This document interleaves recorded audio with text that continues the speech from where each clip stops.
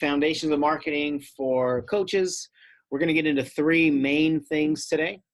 We are going to talk about creating, we're going to talk about intellecting, and then we're going to get into your content skeleton. So by now, in the first couple modules, you all have completed everything on this list without fail, and maybe even twice. You have an accountability partner, you did the why exercise, you did the 4 vision exercises, you did the market matrix if that was relevant for you. You did the Who's Your Seeker document, and you've done 3 seeker interviews.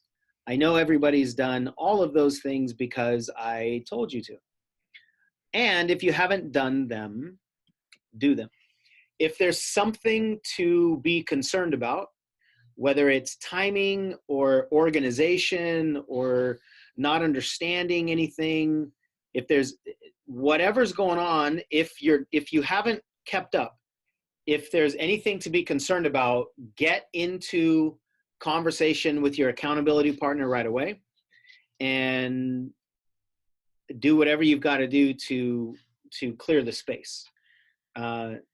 This program is designed for you to be able to go quick, but in like a scalable way. So what I mean by that is you can, the homework might be, let's say, write 1 article. And if you want to do more, you can write a bunch of articles, but you're not going to go forward a bunch of a long ways in terms of all the different steps. If you're a little bit further along, if you're pacing on this course.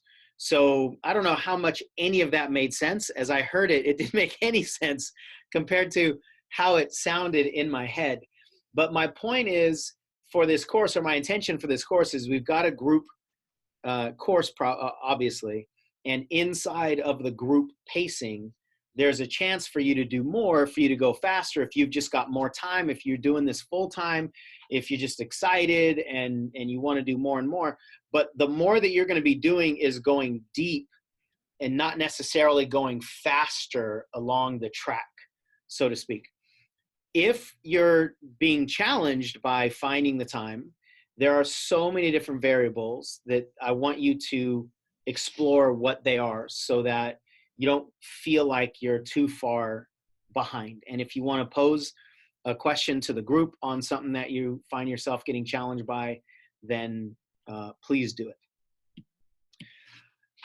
Let's get into creating. I have become a creating freak. Nobody ever really taught me anything like how to turn on my creativity channel as much as it's been turned on. I know if I look back, it's a function of all this work that I've done. It's a function of being in the moment, releasing a lot of the fears that I'm going to continue to share with you guys, being more present, allowing my downloads to be listened to, meaning if I have an idea, I usually say it, which means it brings more ideas, right?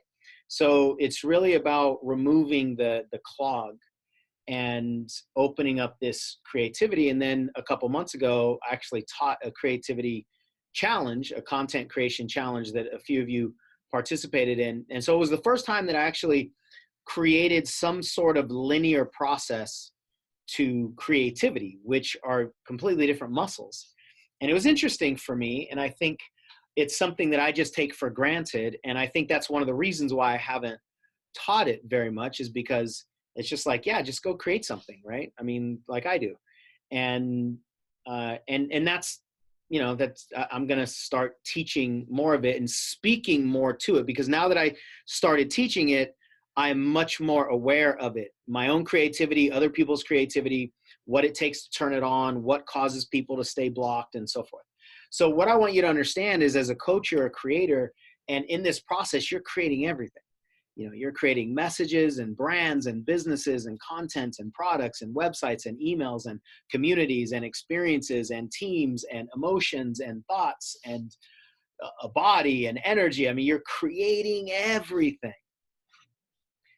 And the creative process is different than the way most people live.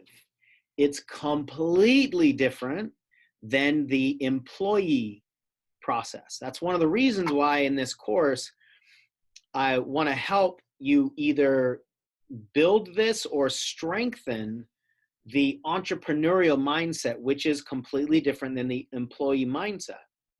The employee mindset is much more linear. There are things to do. You do the things, you get paid. You do the things, you get promoted. And what a lot of people do is they bring that same mindset with all those expectations into building a business. And they just want to know what to do. Just tell me what to do and I'll go do it. I don't know. I can't just give you a list of 17 things and then know what the outcome is, because this is a different game. Fundamentally, it's a different game. So we have to be aware of when our employee mindset or when our linear mindset or when our intellect is creating expectations that quite literally are not relevant in the creative process. I think all of us have heard some version of the distinction between left brain and right brain, or creativity and linear, whatever the labels are.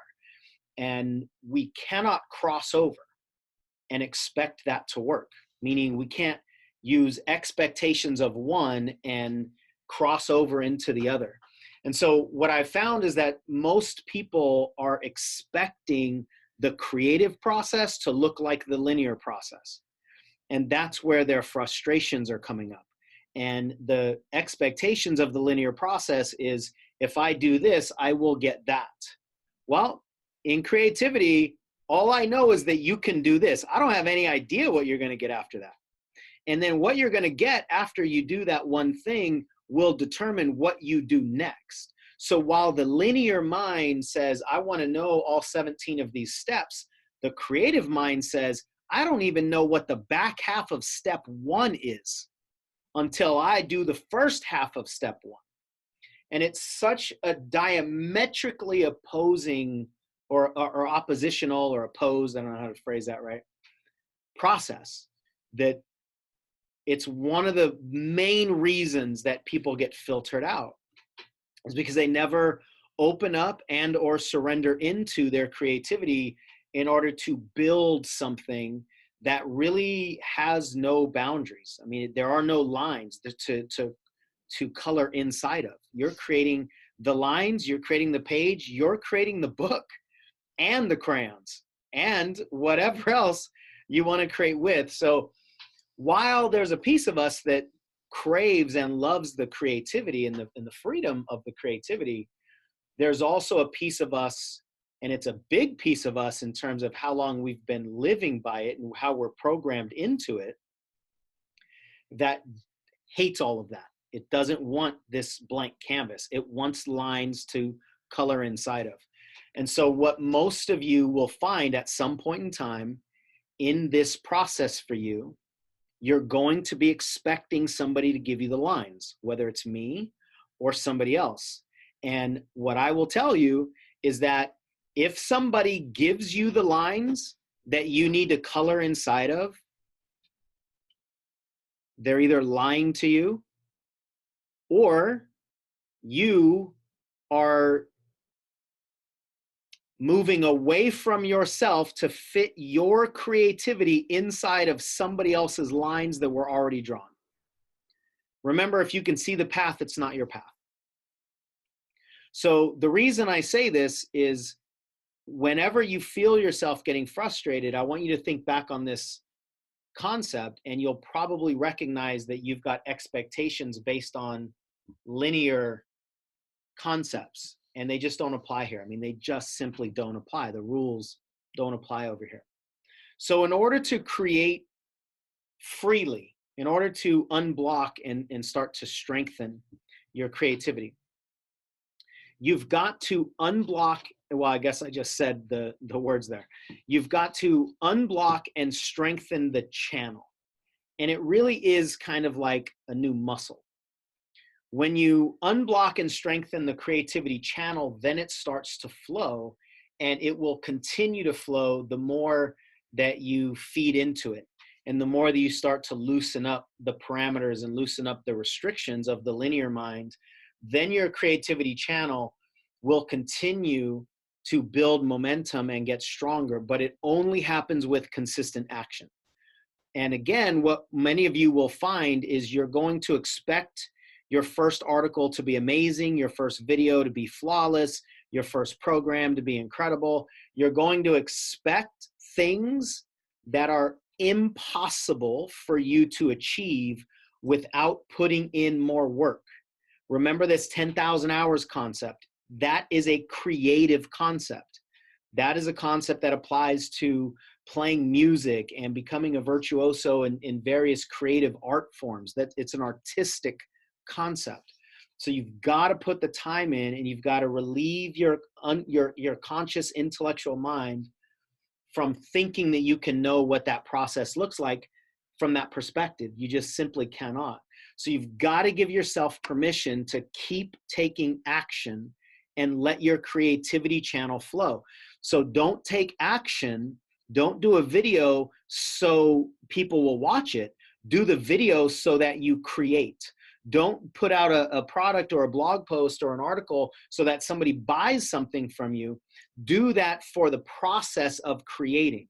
Now, those things might happen, but if that is the intention, if you're intending the linear outcome to be guaranteed from your creativity, from your creative expression, it just will never work for you, I promise. So we've got to redefine what success is. And that's one of the reasons at the live event I said, what if success was just singing your song and that was it? Now, one of the issues that a lot of people deal with is this idea of being ready. And let me tell you, you'll never be ready. I'm not ready.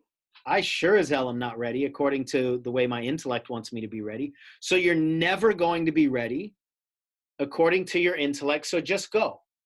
Just do it. And if there is a concept called finally I'm ready, it will happen after so many hours that you just have to lean into it and keep moving. I think you've heard me say ignorance on fire beats knowledge on ice. That's going to be a constant reminder that I want you to have close to you.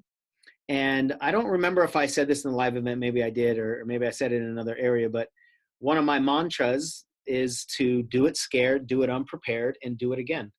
Now, some of these concepts might seem repetitious, they might seem elementary, and the reason is because it's what I deal with, what I personally, and what I coach people on all the time.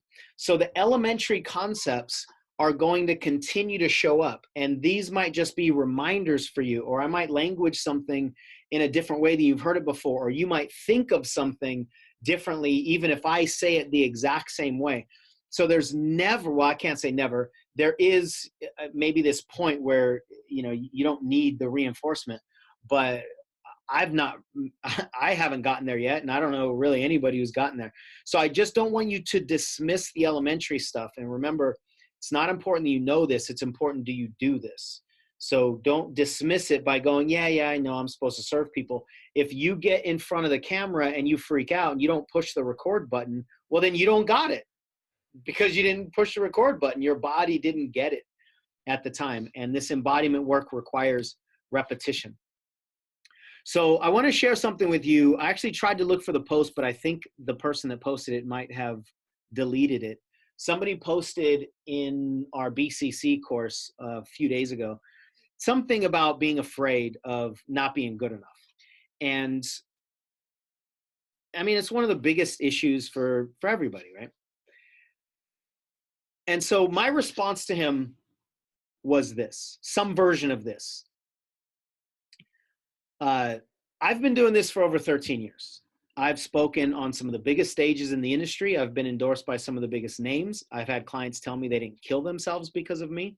I've had clients tell them they stopped abusing their children because of me, that they saved their marriage because of me, that they've lost a ton of weight, they've made a ton of money because of me specifically.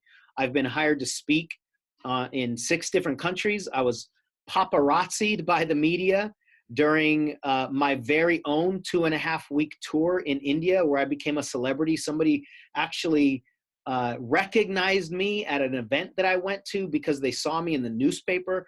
I've had countless standing ovations. I've been on every single major TV network. I won North America's Next Greatest Speaker among thousands of participants. I've published at least 2,000 videos, articles, and audios. I've probably got 3,000 audios somewhere that haven't even been published, and videos. And I've made over, I think over now, if not over, it's nearly $5 million in this industry. And every time I get into my intellect about failing or about losing money or about moving beyond my comfort zone, I get scared. I don't want to do it. I don't want to take the risk. I ask myself, what the hell am I doing with my life? Why didn't I just stay in probation? Why didn't I just stay in the classroom? I could be getting a nice, steady, easy paycheck by now. It would have raised all the way up to my maximum salary as a school teacher. I probably could have been making $80,000, $100,000 a year, guaranteed. And I fantasize about quitting. I fantasize about going back and getting a job and somebody just telling me what to do. I do it and they pay me. Every day. And the reason I bring this up is certainly not to pump my ego. It's to let you know that if you're expecting to remove the negativity from your head talk so that you can accomplish things, if you are anything like me, I've accomplished a lot and it still hasn't gone away.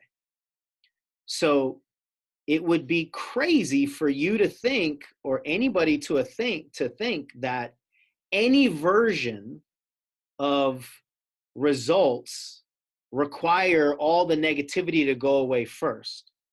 In reality, it's always going to be a function of our ambition that's going to create the doubts. So the reason I share this with you and repeat this somewhat, because I know we've talked about this before, is because it's going to get us. It will get us. I mean, you've heard me say, I'm sure on some level, 13 years full time, I'm in this ocean swimming every single day. I was here in my office till 2 a.m. Last night. I mean, I love this work. I do it all day long, all day long. I don't even really have any hobbies. If I have free time, I do this stuff. I want to do this stuff. I've been in it so long. And our human programming still has us. It still has us gripped. And so what most people expect is that grip to loosen and then release first, then you can fly away. It just doesn't work that way. So I will continue to remind you of that because it is the most common problem that I see in this industry. I've seen thousands of people come and go. I know what causes people to succeed and I know what causes people to fail. And this is it. It's a function of us not really understanding or playing by the rules of our mind. And when we do the work, we think that the work is done. Nope, we'll have to do it again. So I want to create this distinction here with a few diagrams and a little bit of a framework of implementing versus intellecting. I'm going to create a word here and use intellect as a verb, because that's really what we do. We get into our head and we intellect, and it's a nightmare in there. So just as a baseline, so that we know exactly what we're talking about, implementation is doing things, and intellectation is thinking about doing things. Almost everybody is frustrated because their intellecting is not giving them the results of other people's implementing. That was pretty profound right there, and it might have stung a little bit, but it's the truth. So let's look at these two these two distinct behaviors here. So when we're intellecting, we're creating doubt, we're creating worry, we are creating judgments, we're creating comparisons about us versus other trainers, teachers, other authors, other people that are way better than us, been doing it for so much longer than us, but somehow we expect ourselves to be better in step one, or as good in our step 1 as they are in their step 5,000, it creates stagnation, it creates overwhelm, and what we really light up is our fear of loss. What are we going to lose if we take action? We're going to lose approval, we're going to lose money, we're going to lose time. The intellect is terrified of losing things, so we get stuck in this loop, and then we intellect and intellect and intellect and intellect. We stay in this cycle of intellecting. The intellect convinces us that the intellect knows what the intellect needs to get out of the intellectual's problems, and it's a disaster. Implementing, easy, right? You get in motion. That's the only way to get feedback. You can collect data. You can build momentum. You're going to create a different energy. You're actually going to find answers. And implementing allows you to address and avoid the fear of regret versus the fear of loss, which actually keeps you stuck. The fear of regret you can use as a catalyst to get into motion and get into implementing. So I want this distinction. And of course, you've got different colors, which are intentionally created, and these 2 different little icons so that you can check in with yourself. On a daily basis, you might check in with yourself and say, hey, what am I doing? Am I doing this or am I doing this? Am I sitting and intellecting or am I implementing and seeing what happens? And we've talked about time on the clock versus time on the calendar. Time on the clock is implementing. It doesn't matter if we're talking about a single day versus a year versus a decade.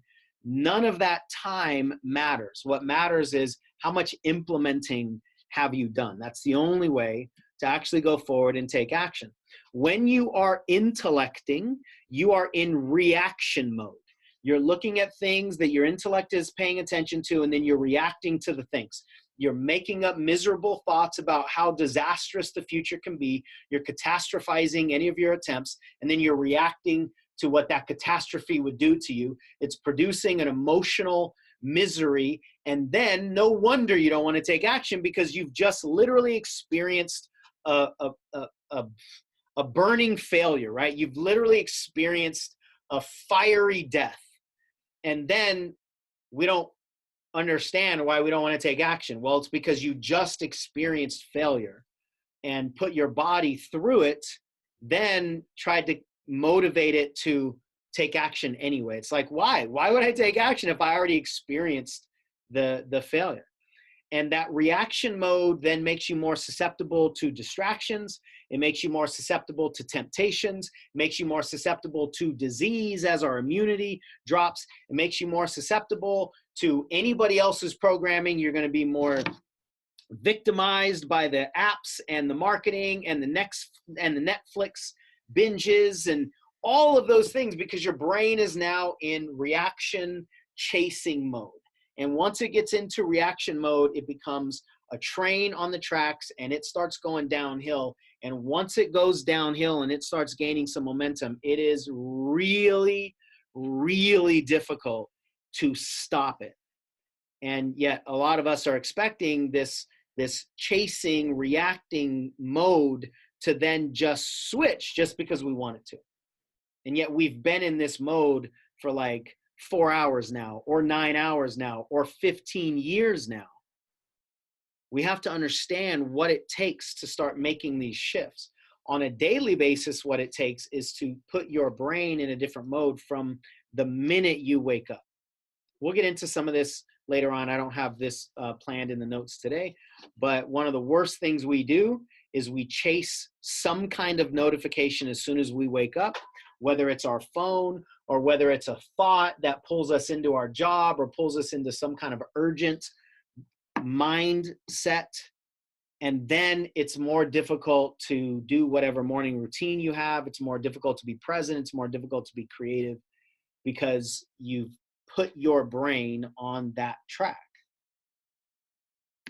This other way is creation. You know, I realized this the other day, maybe a couple months ago, that those are I forget what it's called when 2 words have the same letters, whatever that's called. But if you just move the C in reaction to the front, then you have creation. And there really are small shifts that you can make to be in more of a state of creation versus reaction. And sometimes the differences are so subtle that we don't recognize them. So that's what I want to give you some of these distinctions for, especially the subtle ones. And remember that if you want a certain thing in your life, and especially in this industry, in this business, well, then you've got to operate a certain way. So intellecting versus implementing, or reaction versus creation, there are two outcomes, right? When you're in reaction mode, your seeker gets severed. When you're in creation mode, your seeker gets served. So you have a choice. And when I say your seeker gets severed from you because they don't hear you. They don't hear you when you're intellecting. They can't read anything that you've intellected. They can't hear anything that you've intellected. They can only read or hear or experience things that you've created. They get severed from themselves because you're not giving them an experience that they can have. And they get severed from whatever it is that they want, that you want to help them get.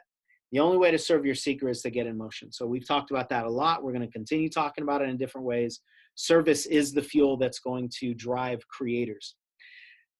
I want you to think of these two different energies as the only two options, right?